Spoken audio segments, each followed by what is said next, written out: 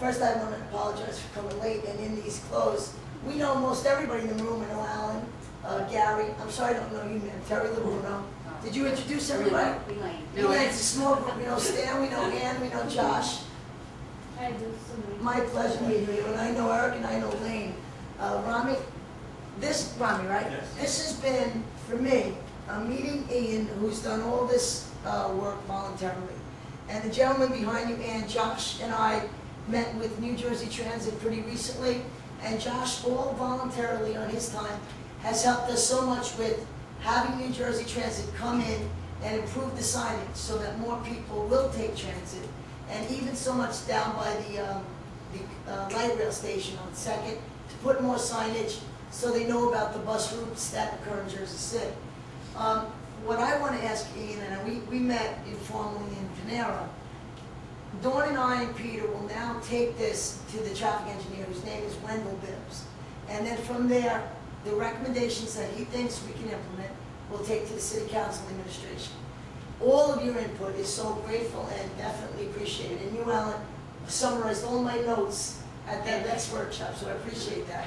But the question I want to ask Ian is, and if you can, maybe we can get input from this group, the guardrail that's on Observer Highway, I feel we should try to do that immediately without making a big deal production of it. Is that one of the changes we can make before we do a traffic study, or is that something that we really need the traffic study for? You need a traffic study. You may not need one guardrail. The guardrail, Gary, that's on Observer Highway. In all of the groups, the guardrail on Observer Highway, it's by the gas station. If that guardrail was closed 60, 70 years ago because there was an accident and a person was killed, but that's when there wasn't as many cars and things. If that was open, then Alan, we talked about this in our group, if that guardrail wasn't there, you can go to Adams or Clinton from Observer Highway. What do you think, Aaron? I want to open up the dialogue because I really think that that would help a lot.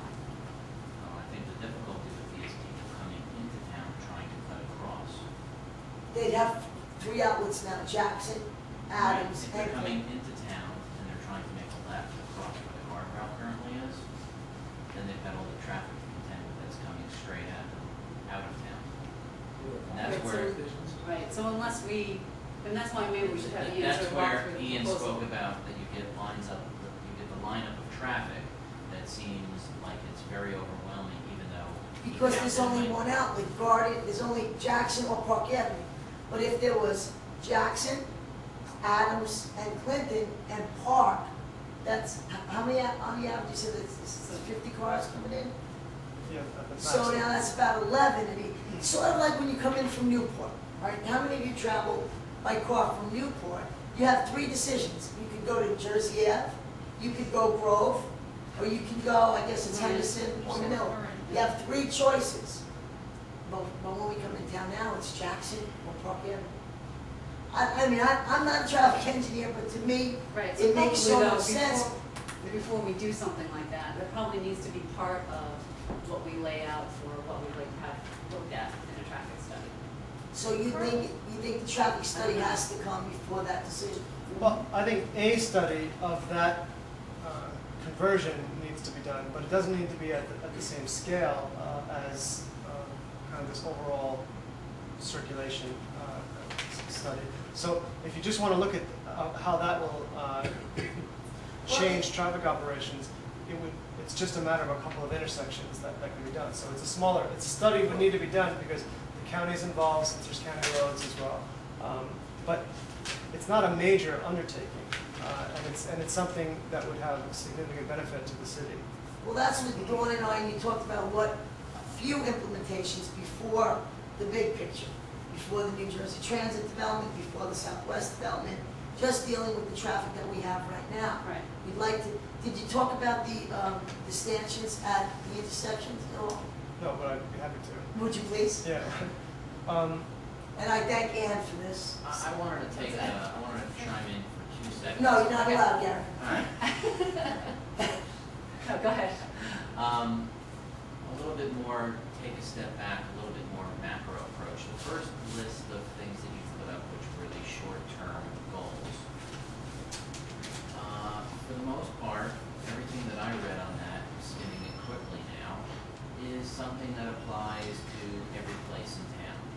And if you just took number 1 and enforced rules, parking, Unnecessary honking. reasonable driving, things like that, not running over pedestrians, all over town, it would have a major impact across the board. So I look at that list and I say, this is not particular to Southwest, this is across the board, and this is an ongoing issue in town that you folks as the city council and us as the screaming public ask for legislation for things, and we get all these nice resolutions and ordinances passed, and then nobody enforces it. Whether it's the dog poop that you were speaking about before, or stop signs, or whatever it is. And I think it seems to be a continual problem that there's either not cooperation from the administration, or there's not cooperation from the police department, parking utilities, whatever. Gary, I want to answer this because, first of all, tomorrow at 1 o'clock I'm meeting with a representative from the police department and somebody for taxis and limousines. But in my 3 years' experience on the city council, that, what you're talking about becomes a low priority in terms for the police department, in terms of violence, break-ins, drug trafficking, but there has to be. Now, there has to be a division that deals with that, and that's one of the items that's going to come up. Yeah, it should be called patrolman. Right, well, and, you know, I've asked this question of like, how many cars, If we got people, if we got our police department at the cars, actually on their right, feet, You have- and you Gary, have patrol. and on their Gary, feet. I've asked for that, for a breakdown of those numbers and, you know, pushing for, you know, moving more of our police out of the cars and Yeah, I don't want to make onto this a whole bicycles, police you know what I mean? department It's, story, no, but but we it's, know that we have a well, police it's- department that has a lot of management, and unfortunately not enough patrolmen. It seems like to put them on the street to do basic things like 1 through 6. And it's great to have these meetings. I don't want to be negative about it in any way. It's not my intent, but it's really, we need more cooperation. right, but part of the process is, now we do, I hear what you're saying, but now we do have a document where it's like, you know, I'm not gonna just, we did the report and we sent it, I'm gonna meet with Director Bergen, we're gonna meet with the police, we're gonna, you know, like now we have, we've come together as a community, we had 50 people come to that first meeting, I mean, we've got real public input, and this is what we want to happen.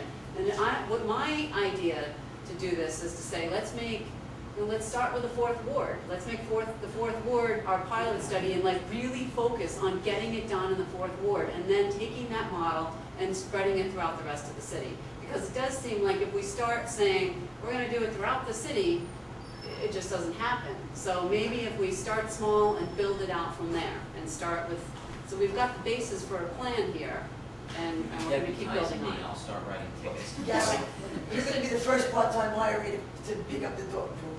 But right now, Only my own dogs. there's just one response, Gary, not to have a back and forth dialogue, or not negative, positive, but the stanchions. And Ann convinced me, just the stanchions alone. When you don't have the enforcement, because we're low on the totem pole with crosswalks, just so that Elaine and anybody who's never heard this story understand, the cheap stanchion will eliminate parking in the crosswalks. You can't park there if the stanchion is there. Now, what we asked Joe Buccino to do, who's the director of signal and traffic, is to give us an estimate.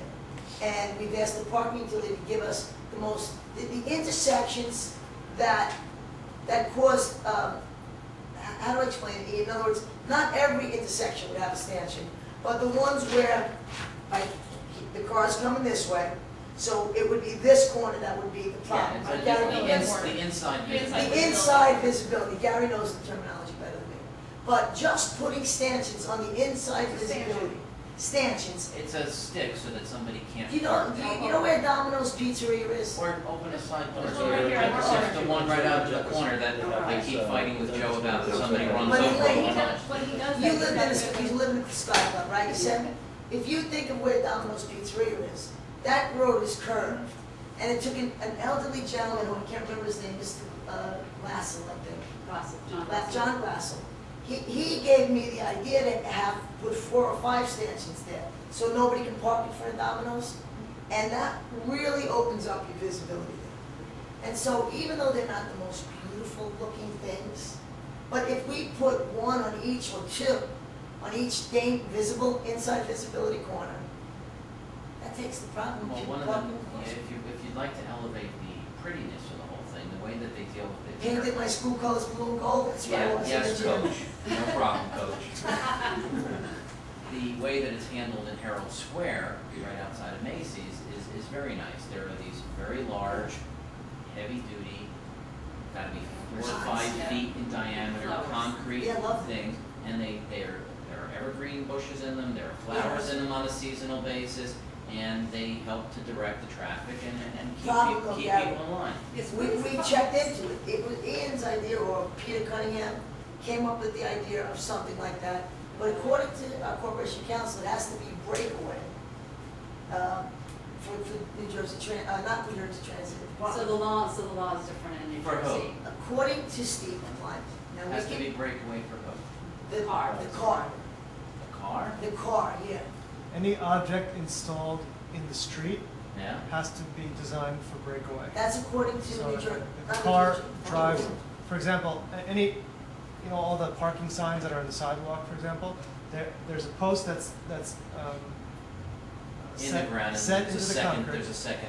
The other post is bolted to it, Right. and that is designed so that if a car hits it in either direction, it breaks away. Well, I can guarantee you that the one on my corner here is breakaway, since somebody runs over it on every 2 or 3 Well, week I guess basis. what he raises a good point, isn't there, I mean, it doesn't have to be those massive concrete things, there's probably a smaller version that could be breakaway, I right? think the Without- idea of the with stanchions adding was, flowers. we think that it'll make a dramatic improvement in crosswalk visibility for pedestrians. Yeah. And so as a pilot, we thought it would be very helpful to have those installed and play a little bit like their locations.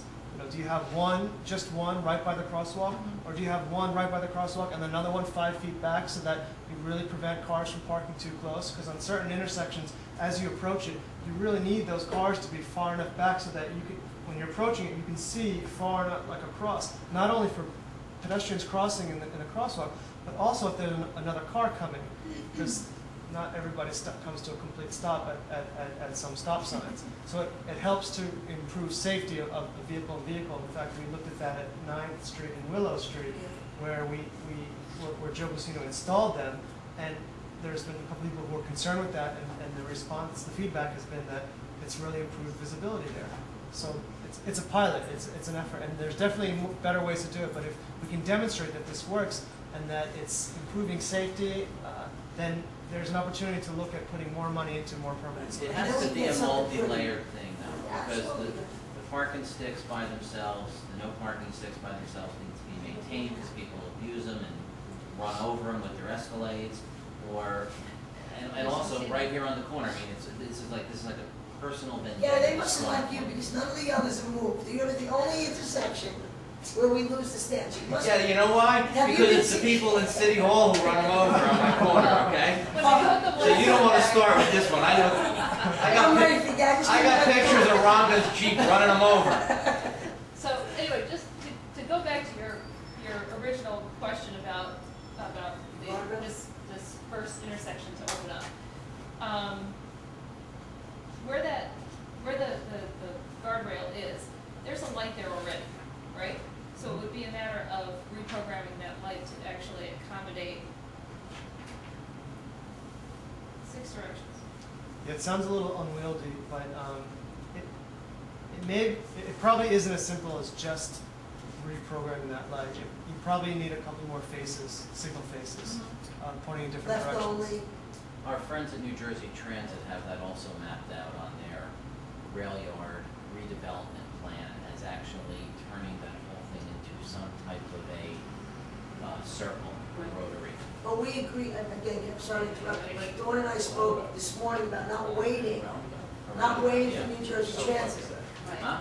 We don't want to wait for New Jersey Transit to do, that's going to take too long. Oh, yeah. But So we don't want to wait. Ian, what's your professional opinion on that? Because it sounds to me like haste makes waste here, understanding that intersection a little better. Oh, professional opinion on what? on just taking the guardrail out, because that seems like, it just seems like a disaster waiting to happen to me. Taking it out? Yeah, without doing a proper study and determining Oh. what the traffic flow is gonna be through all of these roads. Because I saw what you put up at the transit event the other night, and it seemed obvious that it needed to be at least that comprehensive for it to even work. And you had a pretty extensive rethinking of that intersection area. The concept originally comes from the Hoboken master plan. Right. It was recommended in that plan that the guardrail be opened up and that there be one-way in-out access using Newark and Observer. Just pulling it out without any type of study is not a good idea. I agree. Because He said that before, but what he did say is a small study Right. of that Yes. particular Yeah, intersection, that's without the waiting neighborhood for study. everything the New Jersey Transit does. I don't mean cut it down tomorrow and everything's gonna be better. I mean a small study of that area to see if it's feasible, so that we can open up the congestion now while we're all living in. But you also recall the way that was, that Henderson Marin Boulevard was still an afterthought in that. What you had was traffic continuing on Newark Street and traffic continuing on Observer. You didn't. I wouldn't worry. You really didn't have this. I mean, the Henderson Marin Boulevard traffic still had a choice between going left or right. They weren't going through the intersection, to my knowledge. Right, I wouldn't worry too much about the details on how the intersection would operate. That's the purpose of the study.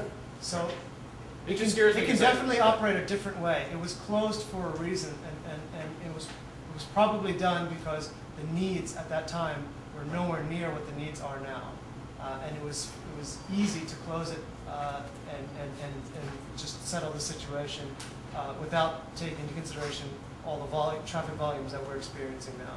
So I wouldn't worry too much about the details on how it operates. There are much more complex intersections that traffic engineers have to deal with on a regular basis. There are definitely solutions there. In fact, I think that the opportunity there is pretty intuitive when you, from a traffic engineer perspective, when you look at it, especially in plan view, the way to get the signal timing right. It's not the easiest one, but it can definitely be solved. It's definitely worthwhile pursuing.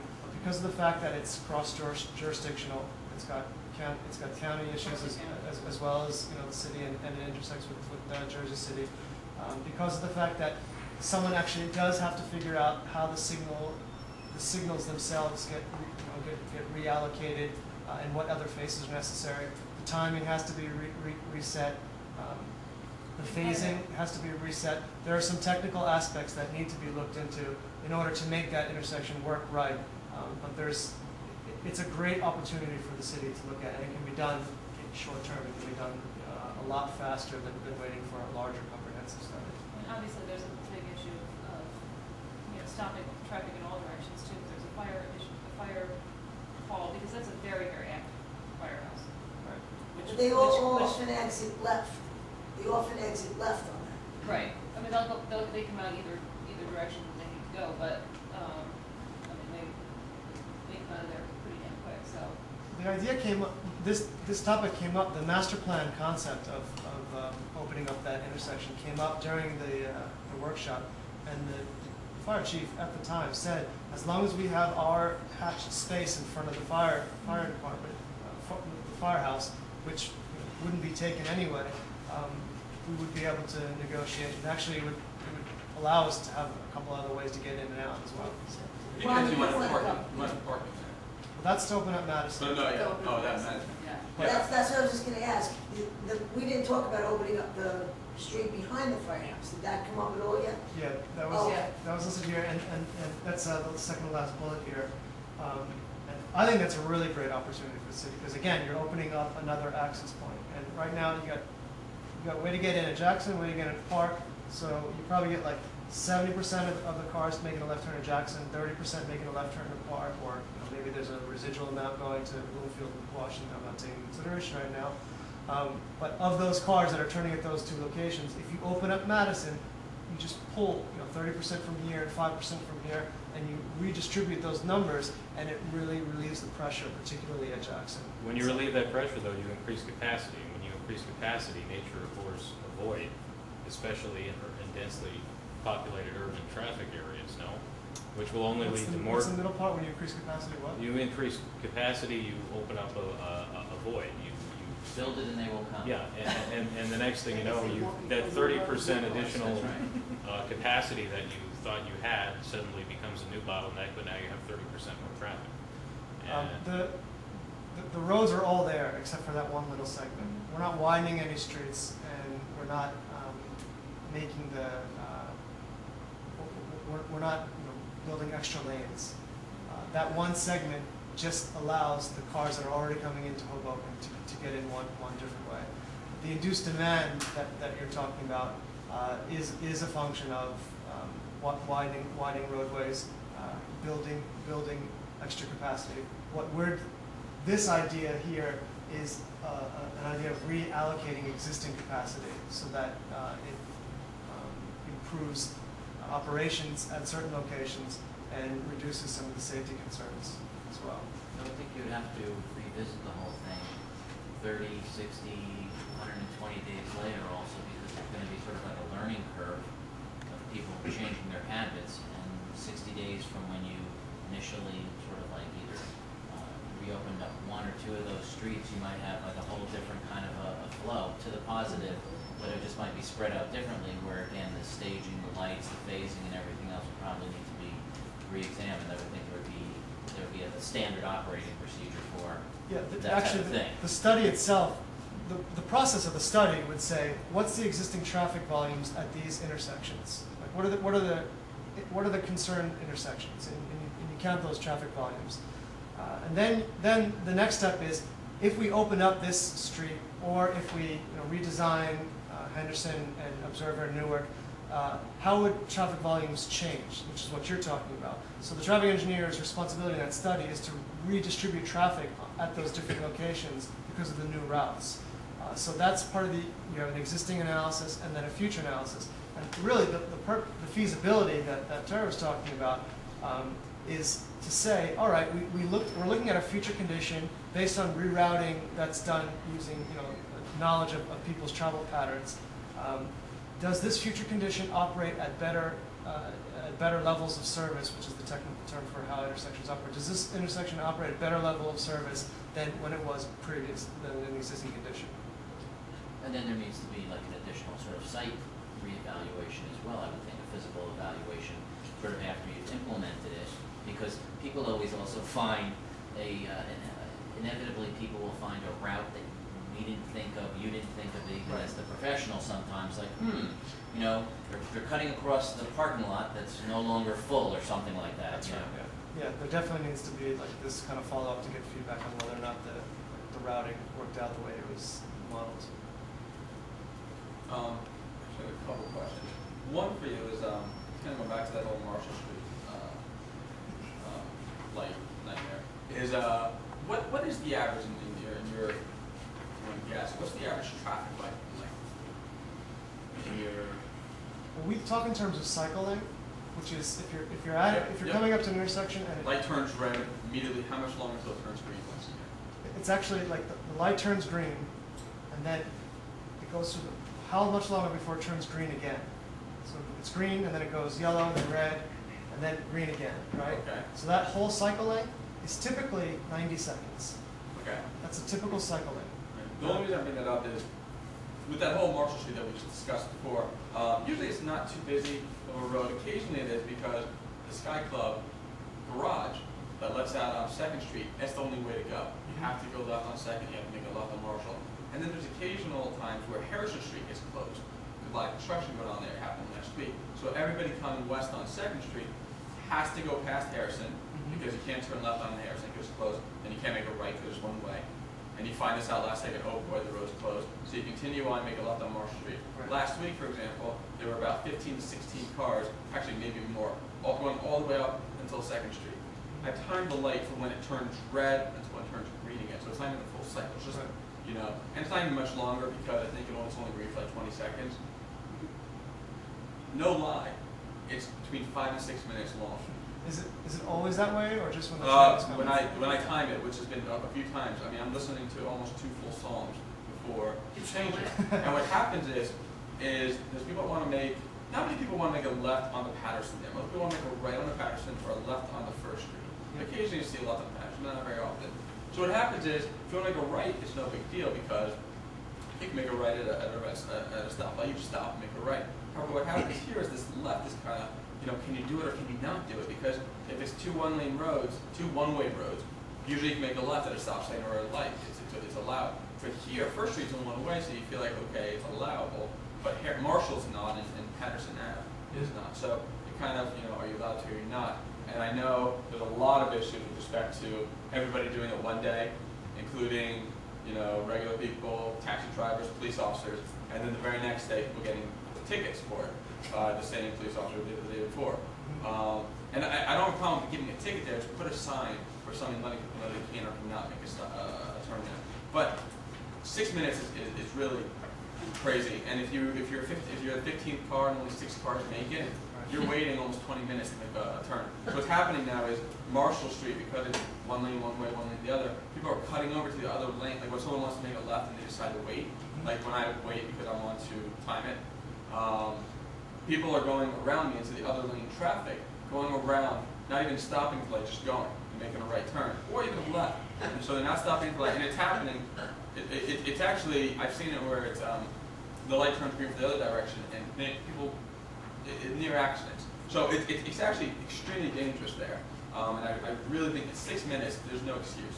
A 6-minute light, there's no excuse. That's one point I have to make. Second point is, do you think roads being in extremely bad condition where there are potholes in them causes a traffic concern to pedestrians?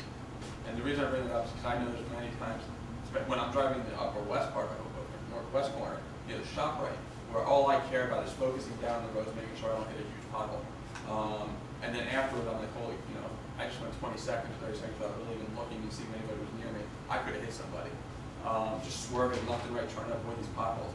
And I know, like on Jackson Street, when you're on Observer, I'm sorry, I knew Those are on the list to be fixed. Yeah, well, I think that's been there for The years. high priority Oh, list. it's horrific. Yeah. Where, if you're not even focusing on the sidewalks or the stop signs, because all you're focusing on is not hitting that nasty pothole that's going to dent your car. And I understand, you should be focused on not hitting somebody before you're a rim that can be fixed. But, is that an issue? And do you think possibly, I can see on the other end, having perfectly smooth roads, people will fly 40 miles an hour. Like I think on the other extreme, having extremely bad roads, it's got to be some sort of traffic concern. I don't know what your opinion is on that. Well, of course, swerving around the road is a lot less safe than just driving in a straight line. I think you might be driving a little bit faster, not you, but just people in general. I think people are driving a little bit faster in those roads that you're describing up the northern part of Hoboken because there's nothing there and because you're just focusing on driving straight. My observations in that area is that everybody picks up speed. The speed limit is still 25 miles an hour there. I'm sure people are trying to do 35, 40 if they can. If they've got bigger SUVs, then they probably can take those potholes more than smaller cars. Is it more dangerous for pedestrians on those sidewalks if cars are swerving around? Sure, it's definitely more dangerous. Is it a function of the potholes, though? I think it's a function of the speed more than the condition of the roadways. In fact, most times, poor roadway conditions slow down traffic, and so that's a safer condition. I think the reason why people are swerving all over, I think it's the combination, like the example that you give, that there are potholes on the street, but people have the opportunity to stay at speed, but just swerve around them, and so that combination causes the unsafe condition. I think sometimes like brick roads usually cause people to go slower, but they don't add the extra concern of hitting a pothole. So like, in that situation, you're going slower, but you can also drive smoothly and straight. Yeah, I'm not suggesting that potholes is a good traffic company. Yes. Yeah. I'm just That save us a lot of money. Okay, so that was the question. I think I answered that well. Thank you. Approach that the cars come at each other. For pedestrian visibility, you want you want the cars that approach at those two places to be able to see pedestrians to the right and to their left. So those are 4 spaces already. Right, okay, I got you on that. But in addition to that, to prevent the rolling condition that you're talking about, that's a problem of one car not being able to see the other car. And if you ask any car who's rolled out past the stop bar into the crosswalk, they say, I can't see if there's a car coming. I'm just trying to be safe and not pull out into oncoming traffic because they have the right of way. Sure. And that's perfectly understandable. But typically the reason why they can't see is because when they're at that stop bar, there's a car parked illegally on the opposing street, blocking their view of a car coming at the proper speed. Correct, that's correct. So I agree with you that there are the 2 and the 2. But I mean, you know, and with all due respect though, the other 2 and 2, the other 4 should just equally, I mean, we don't necessarily need the And stanchions they're there. We don't necessarily need the expensive. stanchions there. But on the other 4, I would agree that we do. But my concern is that, you know, us putting the stanchions there as a, and the excuse for putting them, and I think that, you know, why not put them there? It doesn't hurt to put them there. But the excuse of putting them there because we can't enforce it is a little embarrassing. No, no, And not I gotta for the police, stop. and not for the police, Here's why I gotta but for the stop. heart- for the